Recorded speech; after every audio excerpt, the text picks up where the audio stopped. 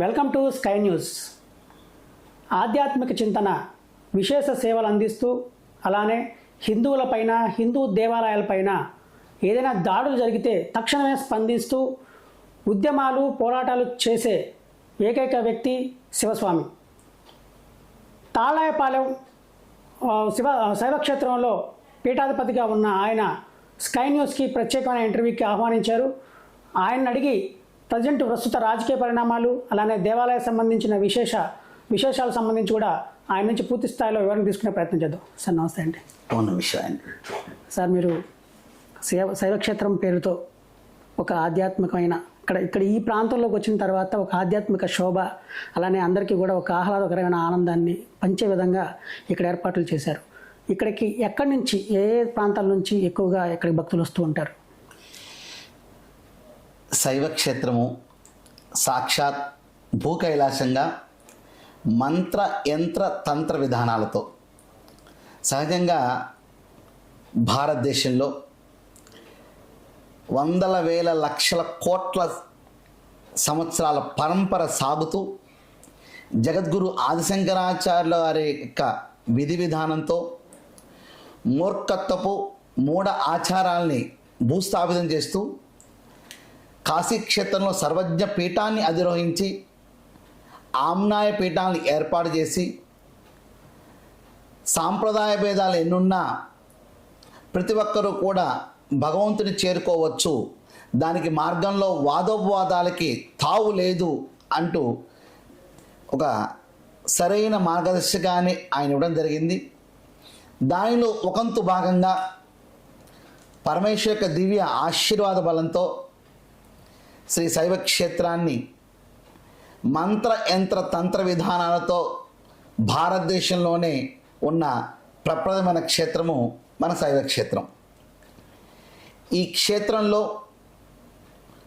పూర్వకాలం నుంచి ఏదైతే బ్రాహ్మణోత్తములు ఇచ్చిన విధి విధానాల్ని పాటిస్తూ ఇప్పుడు సమాజానికి అవసరమైన సమసమాజ స్థాపన లక్ష్యంగా భగవంతుడు దగ్గర అందరూ సమానమే అనే భావంతో ఇప్పుడున్న సమాజానికి కావలసిన అవసరం విధానాన్ని రెండింటిని తీసుకుని ప్రధానమైన 6 దేవాలయాల్లో 3 దేవాలయాల్లో అర్చకులు మాత్రం ప్రవేశించి గర్భాలయంలో స్వామివారి యొక్క అభిషేక అర్చనలు కైంకర్యాలు చేస్తుంటారు.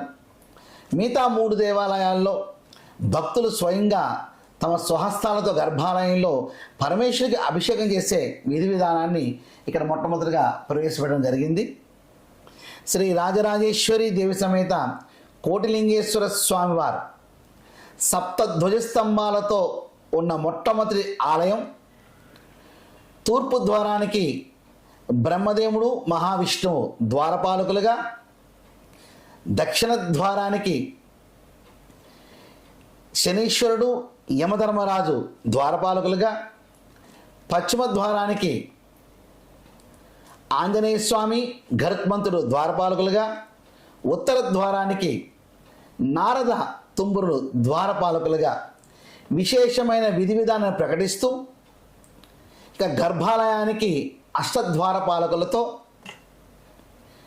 మరియు భూగృహంలో అన్నపూర్ణాదేవి సంత విశ్వేశ్వర స్వామివారు మరియు మహాకైలాసంగా పై అంతస్తులో శివపంచాక్షరం వారు పంచభూత శివలింగాలు, ఏకాదశ శివలింగాలు, ఇంద్రలింగము, కోటిలింగ ప్రతిష్టలతో మహాకోటిలింగ క్షేత్రంగా ఇది బాసిల్లుతుంది. పరమేశ్వరుడికి పంచముఖాలు, సద్యోజాత, వామదేవ, అఘోర, తత్పురుష, ఈ పంచముఖాల్లోంచి సప్తకోటి మహామంత్రాలు ఉద్భవించినాయి. ఉత్తరమ్యాయ మహామంత్రాలు, దక్షిణమ్యాయ మహామంత్రాలు, గానాపత్య మహామంత్రాలు, కౌమార మహామంత్రాలు, వైష్ణవ వైకానస మహామంత్రాలు, శాక్తేయ మహామంత్రాలు, శైవ మహామంత్రాలు, బ్రహ్మ మహామంత్రాలు, దక్షిణామూర్తివారి మహామంత్రాలు. ఈ 7 కోట్ల మహామంత్రాలు మన గృహంలో చేసుకునే చిన్న పూజా కార్యక్రమం కానించి మన గ్రామాలలో ఉండే దేవాలయంలో జరిగే అర్చన, అభిషేక, హోమ, యజ్ఞ, యాగాది క్రతువులు, నూతన దేవాలయ నిర్మాణాలు, పాత దేవాలయ జీర్ణోద్ధరణలు, పుష్కరాలు, కుంభమేళాలు, అతిరాత్ర మహాయాగాలు. ఈ సృష్టిలో ఎప్పుడు ఎక్కడ జరిగిన ఈ 7 కోట్ల మహామంత్రాల్లో ఏదో ఒక మహామంత్రం ఉపయోగించుకోవాల్సింది.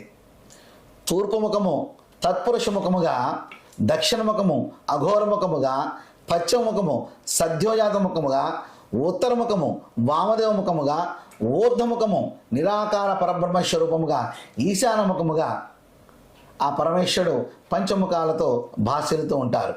మనకి తూర్పు ముఖం వచ్చి మహేశ్వరుడుగా, దక్షిణ ముఖం వచ్చి రుద్రస్వరూపముగా, పశ్చిమ ముఖం వచ్చి బ్రహ్మస్వరూపముగా, ఉత్తర ముఖం వచ్చి విష్ణు స్వరూపముగా, నిరాకార పరబ్రహ్మస్వరూపం సదాశివుడుగా, ఎల్లప్పుడూ ఉండువాడు, నివసించువాడు, మంగళకరుడు, శుభకరుడు. అద్భుతమైన శివతత్వాన్ని ఈ యొక్క శైవక్షేత్రంలో మన స్వయంగా అనుభూతి ద్వారా, దర్శనం ద్వారా, స్పర్శనం ద్వారా, నామస్మరణ ద్వారా మనం పొందవచ్చు. అలాగే మనకి కృతయుగము రసలింగార్చన, అద్భుతమైన రసలింగం ఇక్కడ ఉంది. త్రేతాయుగము రత్నలింగార్చన, ఇంద్రనీలమని శివలింగం ఇక్కడ దర్శనం చేసుకోవచ్చు.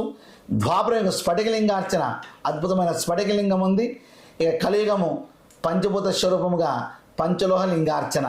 ఈ ప్రధానమైన 4 ఆలయాలతో శివపార్వతుల మానసిక పుత్ర స్వయంభూగా ప్రత్యంగిర అమ్మవారు ఇక్కడ వెలిసి ఉన్నారు. నవగ్రహ విడివిడి దేవాలయ నవగ్రహాలు ఇక్కడ చూసే ఆంధ్ర రాష్ట్రం అంతా అనేక చోట్ల నవగ్రహ ఆలయాలు విడివిడిగా నిర్మాణం చేస్తున్నారు.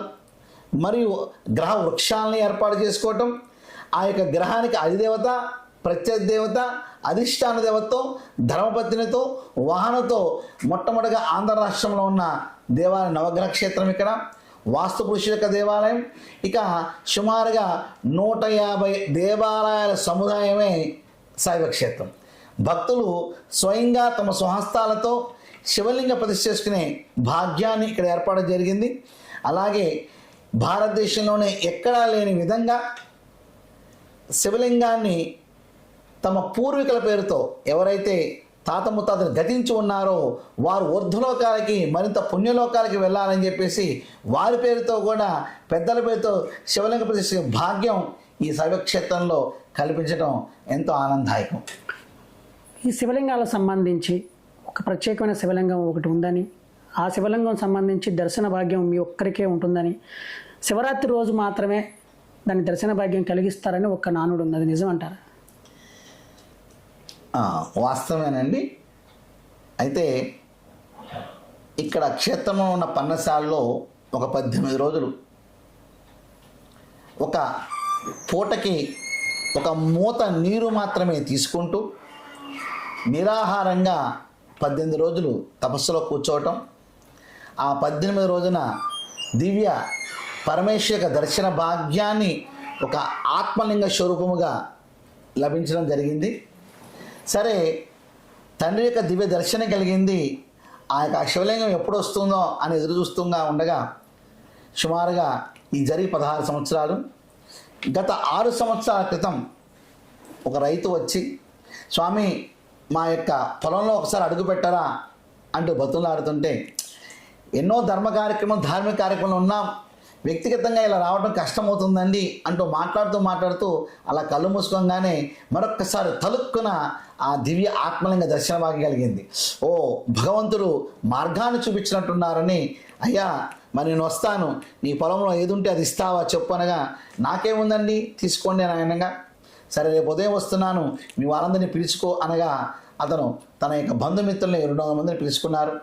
అతని పొలంలోకి వెళ్ళి అక్కడ ధ్యానం చేసుకుని, పలానా చోట తవ్వండి పరమేశ్వర దివ్య దర్శన భాగ్యం లభిస్తుందనగానే వారందరూ కలిసి తవ్వగా 10 అడుగుల లోతు వెళ్ళంగానే అద్భుతమైన దివ్య ప్రకాశముతో దివ్య ఆత్మలింగంలాగా స్వామి దర్శనమైంది. ఇక ఆ శివలింగాన్ని ఆయన నాకు ఇవ్వడం జరిగింది. దాన్ని భద్రపరిచి ఈ మధ్యనే ఆత్మలింగేశ్వర స్వామి దేవాలయం భక్తుల యొక్క సహాయ సహకారాలతో నిర్మించడం జరిగింది. మరి మామూలుగా అయితే ఒక ప్రతిష్ఠ అంటే ఒక విగ్రహాన్ని మలచి ఆ విగ్రహాలకి అధివాసాలు జరిపి త్రయాణిక దీక్ష, పాంచాన దీక్ష, నవానిక దీక్షగా అంటూ 3 రోజుల, 5 రోజుల, 9 రోజుల అనేక రకాల క్రియాకత్వం చేసి యంత్రానికి అనుష్ఠానాలు చేసి యంత్రస్థాపన, నవరత్నాలు, పంచలోహాలు, అష్టధాతువులు, బీజమైనటువంటి పాదరసాన్ని వేసి ఆ తర్వాత విగ్రహాన్ని నిలిపి 64 కళని ఆవాహన చేసి నిత్య అర్చన, అభిషేకాల, హోమ కార్యక్రమాలతో ముందుకు వెళ్ళినప్పుడు అక్కడ ఆ శక్తి ప్రసరింప జరుగుతుంది. కానీ ఇక్కడ శివలింగం నుంచి తరంగాలు వేవ్స్ వస్తూనే ఉన్నాయి కాబట్టి ఇక ప్రతిష్ట అనేది కాకుండా స్థాపన అనే నిర్ణయంతో ఆ యొక్క ఆత్మలింగాన్ని స్థాపన చేస్తాం. మహాశివరాత్రి పర్వదిన రోజున తెల్లవారుదాము నుంచి మరుసటి రోజు తెల్లవారు వరకు భక్తుల సౌకర్యార్థం దర్శనాన్ని ఏర్పాటు చేస్తాం. ప్రతి మహాశివరాత్రి రోజు మాత్రం నేను వెళ్ళి స్వామికి అభిషేకం చేసి మహానివేదన సమర్పించి వస్తూ ఉంటాం. ఇదే సంకల్పాన్ని ఆ యొక్క స్థాపన రోజున మేము ఏర్పాటు చేసుకున్నాం. ప్రతి మహాశివరాత్రి రోజున నేను వెళ్ళి అభిషేకం చేసి స్వామివారికి మహానివేదన పెట్టి వచ్చేట్లుగా మహాశివరాత్రి ఒక్కరోజు మాత్రం భక్తులకి దర్శనాన్ని కలగజేసే విధంగా ఆ యొక్క ఆలయాన్ని నిర్మాణం చేయడం జరిగింది. ఈ ఆత్మలింగ అంతరాలయంలో అద్దాల మండపాన్ని నిర్మాణం చేశాం. అక్కడ నవరత్నాలను పొదుగుతున్నాం. ఒక వెండి ఉయ్యాల్లో స్వామివారి బంగారు ఉత్సవమూర్తులు తొందరలో వస్తున్నాయి. ప్రతిరోజు స్వామికి ఊంజల సేవ కార్యక్రమం అక్కడ చేస్తుంటాం. అలాగే ఈ ఆలయంలోనే ఒక పక్కన గర్భరక్షాంబిక అమ్మవారు, మరొక పక్కన పంచముఖ ఈశ్వరుడు ప్రతిష్టాపన జరిగింది.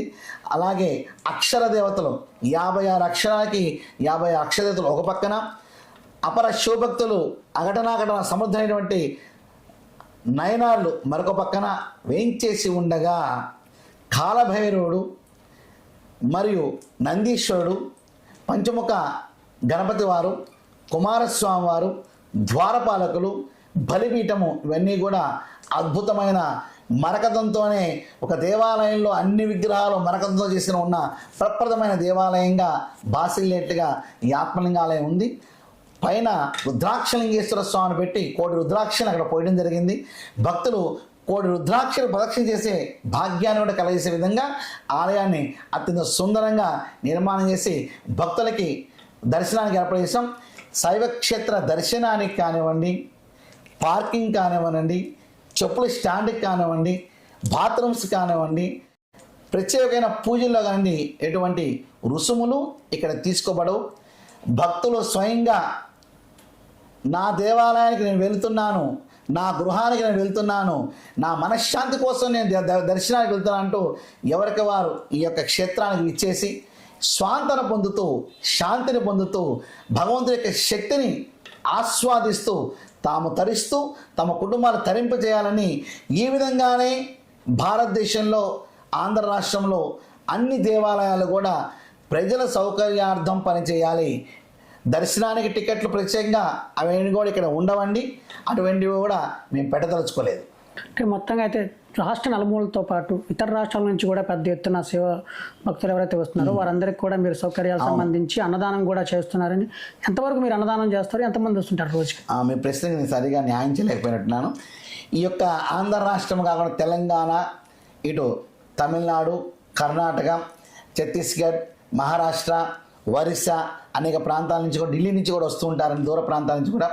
ఎందుకంటే కాంస్యలింగము, తామ్రలింగము, రజితలింగము, సువర్ణలింగము, గోమేధిక లింగము, ఆరకోట లింగము, వంగలింగము, మహాలింగము, క్షీరలింగము, బాణలింగము, సహస్రలింగము, దశసహస్రలింగము, ద్వాదశ జ్యోతిలింగేశ్వర స్వామి, నవపాషాణ లింగము, ఒకటి కాదు, ప్రపంచంలో ఉన్న శివశాలిగ్రాములు మొత్తము ఒకే చోట దర్శనం చేసుకోవాలంటే అది శైవక్షేత్రం రావటమే.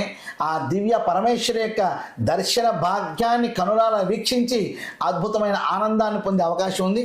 అలాగే ఇచ్చేసిన భక్తులు ప్రతి ఒక్కరికి కూడా మహాన్నదాన కార్యక్రమం, ఈ యొక్క ఆలయం ప్రారంభం నుంచి శంకుస్థాపన కార్యక్రమం నుంచి కూడా ఇక నిత్య అన్నదాన కార్యక్రమాన్ని చేస్తుంటాం. సంవత్సరానికి ఇంచుమించుగా 2 లక్షల మందికి అన్నప్రసాదాన్ని మన క్షేత్రం ద్వారా మనం అందిస్తున్నామండి. Okay sir.